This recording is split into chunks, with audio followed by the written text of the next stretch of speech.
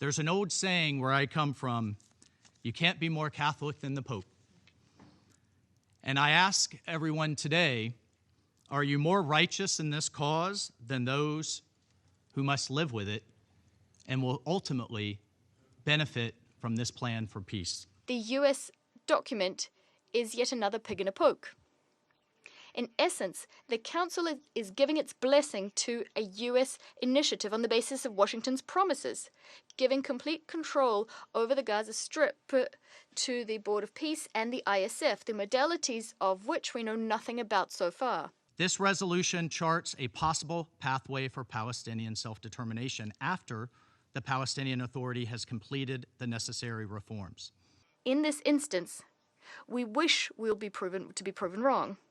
We hope that we can count on the US demonstrating its peacekeeping potential in practice, the potential which can be assessed by to what extent the US manages to achieve sustainable peace, whereby Israel and Palestine would coexist in peace and security within 1967 borders, with Jerusalem becoming the capital of both states as per Security Council resolutions.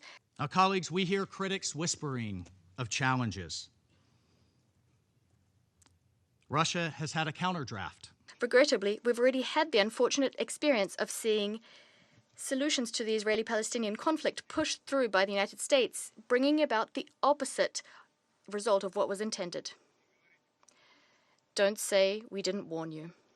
A vote against this resolution is a vote to return to war.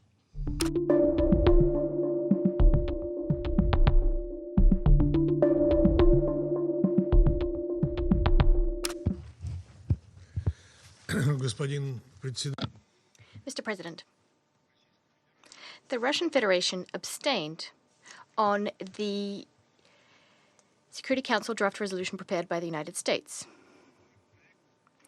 This draft is something we just couldn't support. We value the US's efforts and those of other intermediaries, thanks to which it was possible to halt the active phase of the Israeli-Palestinian conflict and to prevent mass starvation. It helped to achieve the ceasefire, the release of Israeli hostages, and of arbitrarily detained Palestinians,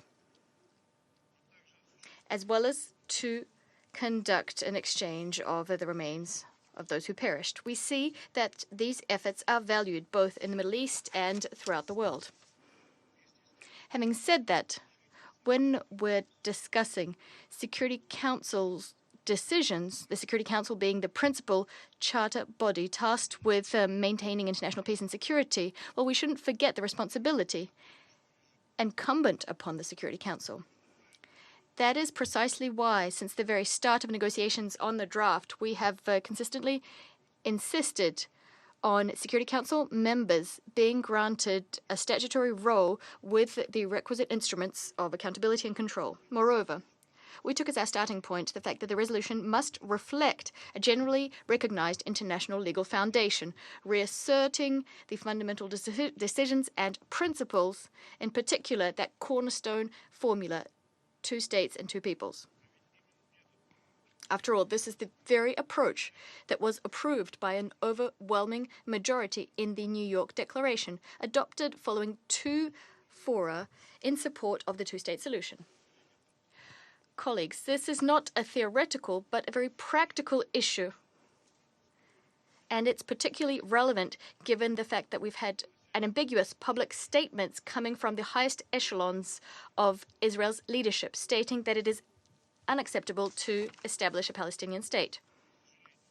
Unfortunately, these key components did not make it into the US draft. It also lacks any clarity about the timeframes for transfer to the Palestinian Authority of control over Gaza, any certainty surrounding the Board of Peace and the International Stabilisation Force, the ISF, which, according to the text of the resolution we adopted, would appear to be able to act absolutely autonomously without any regard for the position nor the opinion of Ramallah. This may entrench the separation of the Gaza Strip from the West Bank. It is reminiscent of colonial practices and the League of Nations' British mandate for Palestine, when the opinion of Palestinians themselves was not taken into account.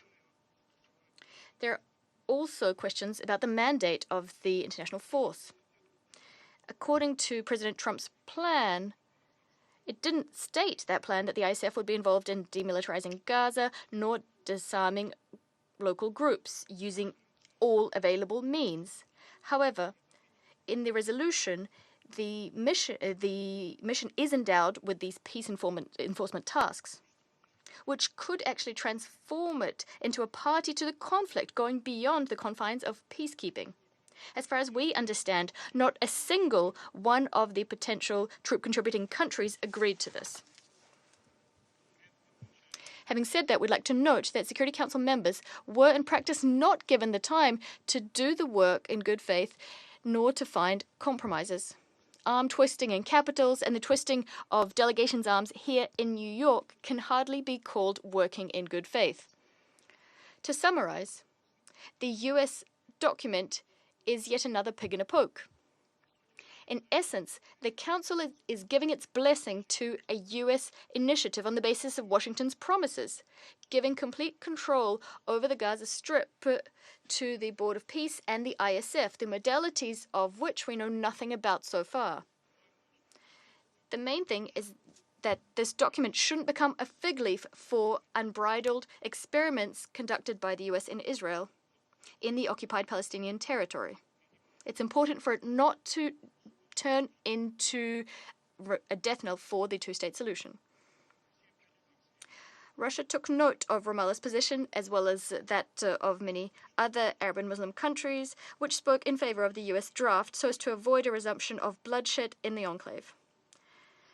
Therefore, we decided not to introduce our own draft, the objective of which was to modify the U.S. concept so as to bring it into line with long-standing agreed UN resolutions.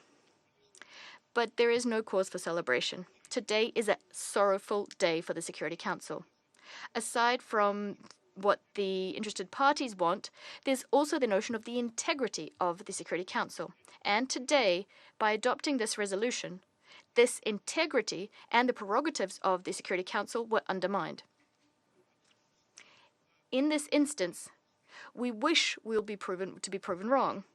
We hope that we can count on the U.S. demonstrating its peacekeeping potential in practice, the potential which can be assessed by to what extent the U.S. manages to achieve sustainable peace, whereby Israel and Palestine would coexist in peace and security within 1967 borders, with Jerusalem becoming the capital of both states as per Security Council resolutions and General Assembly resolutions as well, the norms of international law, and prior agreements, reflecting both Israelis' interests in ensuring their own security and the rights of Palestinians to their own state.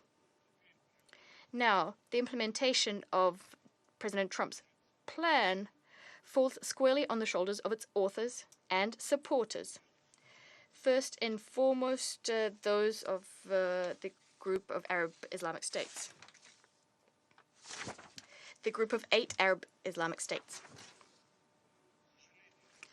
Regrettably, we've already had the unfortunate experience of seeing solutions to the Israeli-Palestinian conflict pushed through by the United States, bringing about the opposite result of what was intended.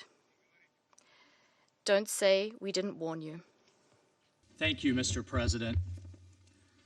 Colleagues, for 2 agonizing years, Gaza, home to over 2 million souls, has been a crucible of conflict, a hell on earth, where Hamas's brutality and terror met Israel's fierce response, leaving rubble where schools once stood and graves where playgrounds thrived. The death toll climbs into the tens of thousands. Hunger gnaws at the vulnerable, and hope flickers like a candle in the storm. But colleagues, here today, November 17th, we stand at a crossroads. Today, we have the power to douse the flames and light a path to peace. That path is the draft United Nations Security Council resolution before us. A bold, pragmatic blueprint born from President Trump's 20-point comprehensive plan. End the Gaza conflict, forged in the fires of diplomacy with Qatar, Egypt, Saudi Arabia, UAE, Turkey, Pakistan, and Indonesia. Those countries stood with President Trump right back here in this very chamber, right in this room. They stood with him during the UN General Assembly High-Level Week just 8 weeks ago, and they have now publicly stood for this resolution. Over a dozen European heads of state, including the EU, the Secretary General, and Mahmoud Abbas stood with President Trump then at Sharm el-Sheikh after he presented his plan to the Israeli Knesset. So, colleagues, I ask you before this vote, with this kind of support, I ask you if the region most affected, the Arab nations, the Muslim majority nations, the Palestinians and the Israelis can accept this resolution, how could anyone be against it? There's an old saying where I come from, you can't be more Catholic than the Pope. And I ask everyone today, are you more righteous in this cause than those who must live with it and will ultimately benefit from this plan for peace? This resolution, colleagues, is no mere paper promise, it's a lifeline. The resolution endorses a hard-won ceasefire. And I thank Special Envoy Steve Witkoff, I thank my dear friend Jared Kushner, who forged what so many people said was impossible. The hostages, the living hostages released, there are more still absolutely to go, with families suffering, but we have a ceasefire that is holding. Their plan has already silenced the guns and freed 45 hostages in this fragile, fragile first step. And let me be clear, the United States remains committed to ensuring that the remains of the last 3 hostages held by Hamas must come home. The resolution authorizes the International Stabilization Force, a strong coalition of peacekeepers, many from Muslim-majority nations like Indonesia, Azerbaijan, and others, to deploy under a unified command. These brave souls will secure Gaza's streets, they will oversee demilitarization, they will protect civilians, and they will escort aid through safe corridors, all while Israel phases out its presence and a vetted Palestinian police force takes on a new role. At the heart of this plan, colleagues, lies the Board of Peace, a transitional administration with an international coordinating reconstruction financing from a dedicated trust fund backed by the World Bank itself to rebuild shattered lives, homes, hospitals, schools. That's what we will see with this plan and this resolution, not talking points, but actual deliverables. And crucially, per the carefully negotiated language in the 20-point plan, this resolution charts a possible pathway for Palestinian self-determination after the Palestinian Authority has completed the necessary reforms, where rockets will give way to olive branches and there is a chance to agree on a political horizon. It dismantles Hamas's grip. It ensures Gaza rises free from terror's shadow, prosperous and secure. Now, colleagues, we hear critics whispering of challenges. Russia has had a counterdraft. We hear concerns over mandates, but colleagues, hesitation here is the true enemy. We've seen ceasefires crumble before. We cannot repeat the definition of insanity here by doing the same thing that was done before, and by returning to the same frameworks and same talking points that will doom us to repeat this horror all over again. Delaying will cost lives, and every day without this force Aid trucks lie idle, children starve, and the extremists regroup to try to maintain control. So, colleagues, voting yes today isn't just endorsing a plan, it's affirming our shared humanity. It's telling Gaza's and Israel's mothers that the world has not forgotten them. Adopting this resolution today will prove the United Nations can still be a beacon and not just a bystander. Colleagues, the eyes of history and humanity are upon us right here, right now. A vote against this resolution is a vote to return to war. Time is not on the side of peace. This is not the time for endless debate and lawyering. The clock is ticking like a time bomb.